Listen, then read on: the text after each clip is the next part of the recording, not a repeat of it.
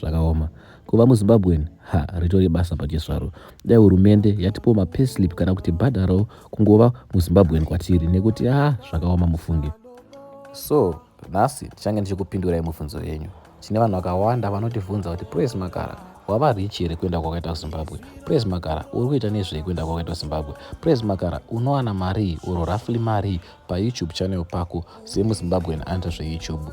Nhasi ndichange ndichikupindurai mubvunzo yakawandisa kwazvo yamunayo, asi ndoda kuti muzive kuti kuva muZimbabwean zvakangova. Kuva muZimbabwean unotozvarwa life itori 2-0 ufunge.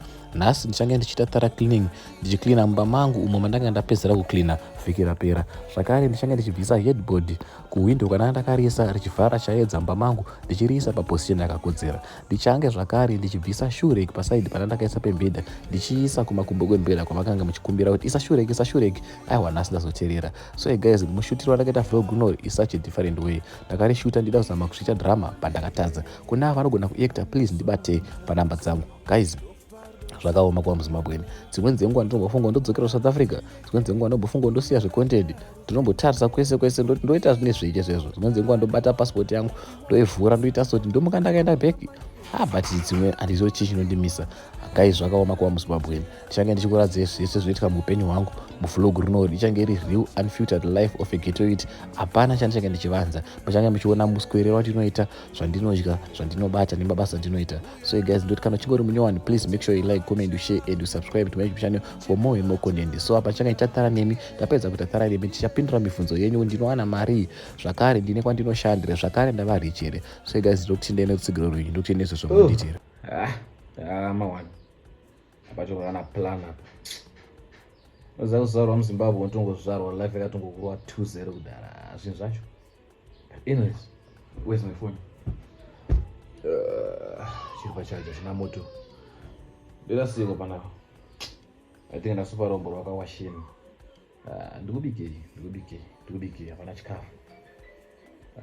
Ndamune tumazai turimo. Mimi ndakuita plan yetumazai. Ndapoesa tumazai. Ndinenge kuzova chiraundi tozokotsvaga kana chimixed kurwa raundi.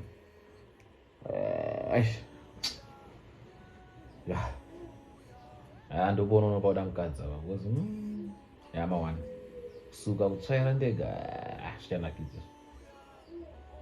Ndakasiyiwa mwana. Wanombotaura nani kwenu? Ndoti sese ugara wega unoita kana 5 weeks unombobvira wataura. Saka sometimes unofanira kutombotaura nditomboona kuti ndichiri nevoice here. Pamwe ndapedza kutora last week. But anyways, ndimbo ndira kuwacha. Una vati. Nenda kuti hembe dzangu ndotora ndisa kwaMuchembere. Nemashits nene. Nemusoda mudeni pakashata vana planners. Ndozitongoripo.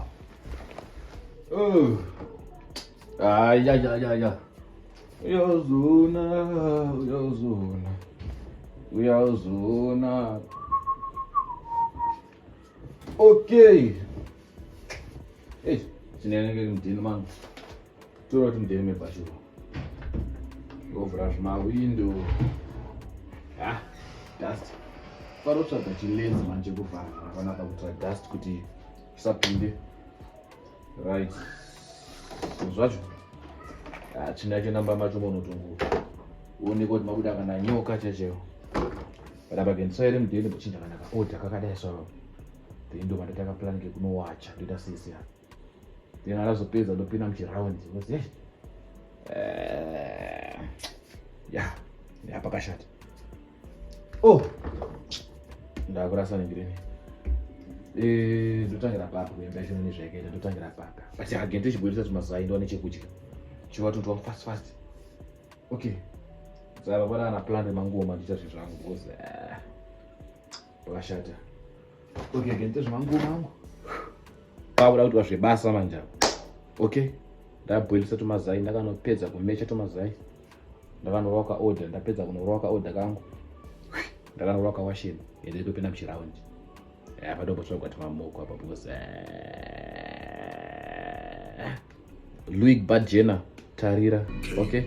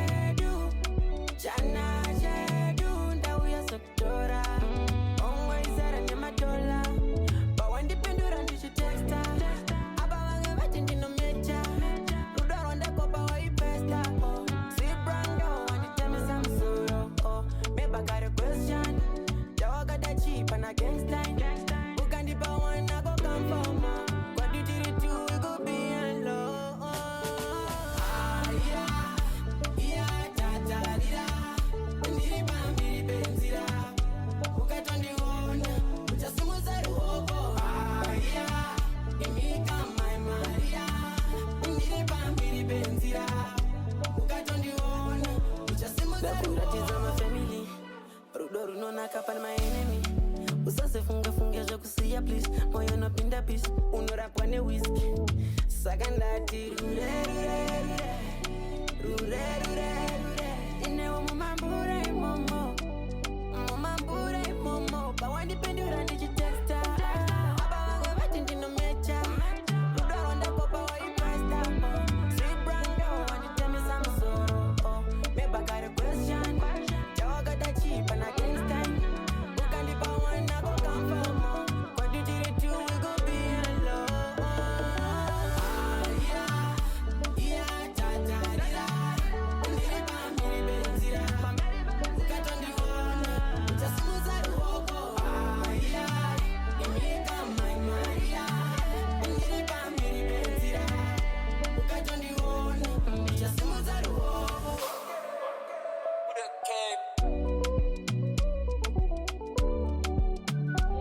Right, hapa tunashturova tumazait kwangu yaratongorova hapa ndakuzozviona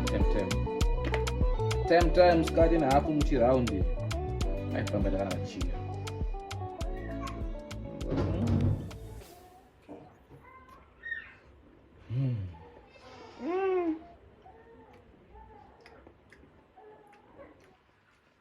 kukaya kukachakabudakarira deso undomumesa mvura novabwela futi banda tomafungura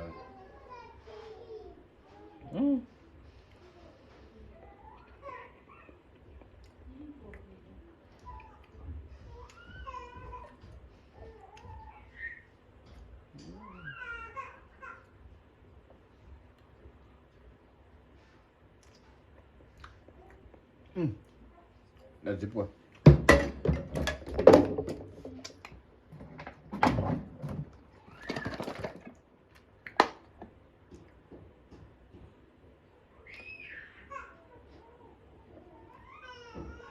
chakakoresa chondirwarisa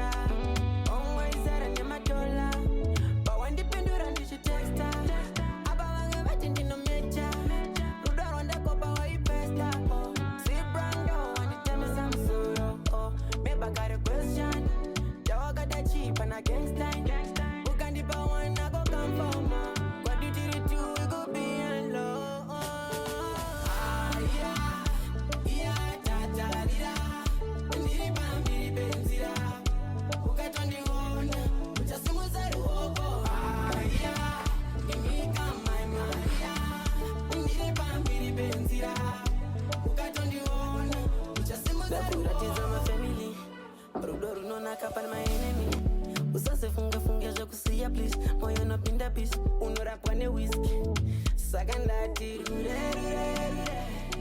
rure inewo mumambure imomo pawandipindura ndichitesta aba vange vati ndinomecha rudo rwandakopa waipasta sibrando wanditemesa musoro mebhakare question chawakada chipa nagangstime ukandipa wana kokamfamo kwaditiri tu we go be alone tatarira undiripa miri benzira ukatondiona utasimuza ruoko imika mai maria undiripa miri benzira ukatondiona utasimuza ruoko.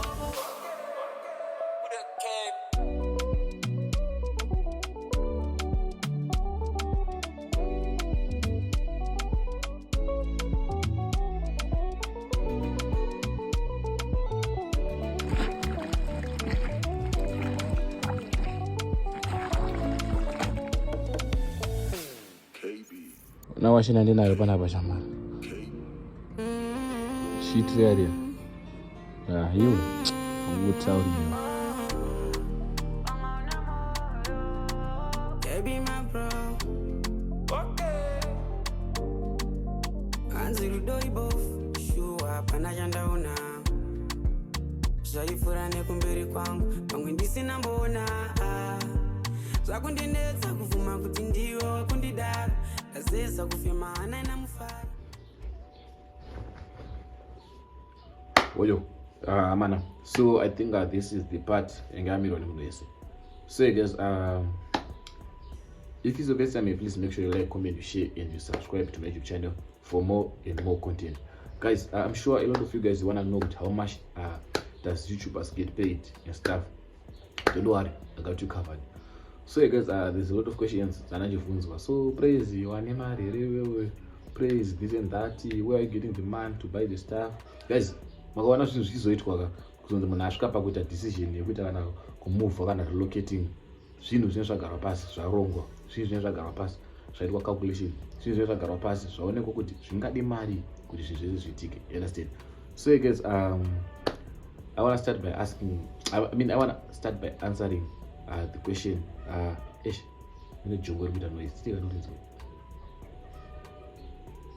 Anyways, I want to start by answering your question. How much does YouTubers get paid in Zimbabwe? Guys, there is no certain amount for YouTubers both in Zimbabwe or in South Africa. So this is how it works. You might shoot a video, and then video robot $5 US. Then the same person will shoot a video robot $100 US. So this is what happened.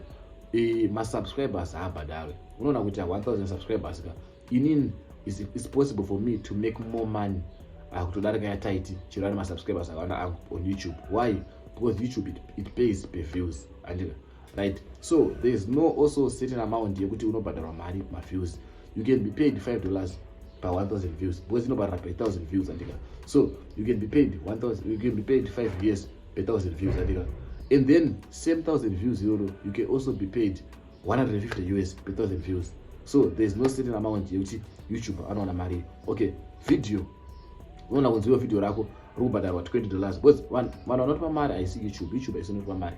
Chinotipa mari isusu ma companies that advertise through our videos. So akuexplain chinonzi ma ads chi, but please watch the ads. Vanhu vanotibhadhara mari isusu varidzi vema companies vano advertise their products or their companies through our videos. So vanhu ava they pay YouTube inotobhadharwawo, then inozotorawo ka certain amount pamari dzatopiwa isusu kuti we are using their platform to make money, right? So chinonzi ma ads or ma adverts imari dzinobviswa nevaridzi vema companies vano advertise their videos through our videos. Their companies or their brands through our videos. That's why you see chikumanikizera, guys, please watch the ads because mukaona ma advert waya, the longer you staying uchiona advert iroroka ndokubhadharwa kwachinoitwa. So vanhu vanotibhadhara ma companies. So company inoona kuti isusu pa 1,000 views tikubhadhara $10. Kwemwe company yo so zvamufanira kunzi ione company uri kuonewo, there's no way uchabhadhara mari yakafanana neinobhadharwa chivayo pa 1,000 views. Obviously uri kunobhadhara $5, chivayo ndobhadhara $1,000. So that's how it works. So iwo ukaita kana lese waita 10,000 views pavideo rako, pamwe wanzi uri kubhadharwa $10 pa 1,000 views, waita 10,000 views, which means une $100. Pamwe unonzi wanzi ubhadharwa $1 pa 1,000 views, waita 10,000 views, which means pamwe une $10. Pamwe unotobhadharwa kana $20 pa 1,000 views, pamwe une $200 pa video. So now zvakudependa ne consistency yako. If you are dropping every day and you are getting maybe video pamwe ubhadharwa kana lese kana 50, mamwe angu mazhinji acho akambobhadharwawo okay, I don't want to mention my price or mari dzandakaita ma videos, but ndine mamwe videos are for the likes donates ne mari dzimwe dzanambo donates. Okay, the likes of this video pa screen, as you can see this video rakabhadhara 1,000 rands is something like $50, and then mamwe aya ari neero futi anenge abhadharwa almost $50, unobhadharwa kana $100 US, unobhadharwa kana 50 cents pa video. Pa video 1 unobhadhara kana $3 pa video 1. Previous video watombogadzira kana $100 US, kana previous video watombogadzira kana $20. Then so there's no certain amount inokudze kuti I make how much on YouTube. Sepa ma views akadona, right? There's no money. Ma views better up, there's money. Ma views better up kuti kusina mari, kusinobhadharwa mari yakawanda nema advertisers. So yeah, that's how you get paid. Anyways guys, I just want to thank you for watching my videos till the end. Please make sure you like, comment, share, and subscribe to my YouTube channel, guys. ndotsvaga vanhu vanogona kunyora madramas, maseries. I'm trying to, ndanika ndinero ndakanyora, but I'm trying like to make it so nice and funny. To those vanogona acting, please hit me up panumber dzangu +263 +263 196 +263. Okay, I'm gonna put it on the screen. Don't gonna chidzinyora kwete chidzitaura, but anyways, +2637 196 43402. Okay, hit me up or Instagram or TikTok. Praise Makaro, praise _dude everywhere. And vanhu vanogona acting now, andika. And then guys, I think my vlogs, I've showed you everything about my life. I've showed you enough. And apasina zvasara zvakawanda. Zvasara I'm gonna show you along the way. 1-1. I'm trying now to change my niche or to change my content. So please guys, mutambire content chauya iyoyo ndokugaya futi dzeka blogging, because ndingari mechifocus on one niche or machifocus achitazi ndira kupusha mavlogs and stuff. Kana siku zisanyasondibhadhare, I can change. I can also switch up kuita maybe something like couples exchanging phones for 60 seconds. Yokuchinyaza couples mafoni test layout test. To those who did not check, go and check out the video ranamba dropper. This couples my phones, my gardens. I'm gonna rip a video. I think it's over 5,000 views. And then I'm gonna do those content. My blind days, those what about my blind days, hit me up. My smash or pass, my rate me out of 10, rate my outfit, my what. I'm gonna do that. Guys, issues on the course of stuff and I'm going to say, so guys, please tell me down what you think in the comment section. Anyways, I bet guys, thank you for watching the video to the end. If you have enjoyed the video, please make sure you like, comment, you share, and you subscribe to my YouTube channel for more and more content. Don't forget to follow Paida Vlogs. Those are the cruise ships. Mabasa arigwa kupiwe koko. Valogas are professional CVs. Hit me up pa number zangu zozo +27 196 43402 +27 196 43402. Yeah, I think I'm about so +27 196 43402. Please guys, take note of please make sure that power the text you are not asking me basa. You are not asking me about any link. I don't have any link, I don't have any connection. Please, you are texting me which is the praise now any $10 you guys are professional CV cruise ships. Ndine vanhu vangu vanomagadzira, ndine vanhu vangu vanoziya zvazvinoitwa, ndine vanhu vangu varogadzira mabasa. Varogadzira ma-CVs arotodesa vanhu kuma-interviews mabasa each and every day. Yeah, and guys, the other thing that I want to mention about is in personally content creation ndakatoti yato full time basa rangu. So if you hit my DM, I don't care kuti wakanaka sei, I don't care kuti how your board looks, I don't care kuti une mazinanga. Please respect my DM. When you're coming to my DM, make sure you're talking about business. Make sure you are talking about something which is going to benefit me. Praise, I want to be managing my channel. Imari, dojectanga, dokudza mari. Okay, wenda. Regarding ndakuudza price panapo. If you want course here, it's $25 for making content, learning everything about content, teaching you how to edit. If you want me to manage your channel, uchingo shoot my videos zako, uchindisendera chikueditira chikupostera, it's $50. Yekuzo promoter munhu, yeah. Like Shadukita Paida Vlogs. I work with one channel per one time because I don't want to confuse people. Do a channel and so far. Kushika contract appear. So guys, please make sure you respect my DM. And then to all content creators who are watching this, please make sure you respect my DM also. When you are inboxing me, I did not want to be praise to not take a chikafu. Because guys, I afford because as you can see my videos, I always buy it, even ice cream, everything, every food. Chikafu chasing, I can afford it. So don't come to my DM which is present to take a chikafu. Let's do collaboration, guys.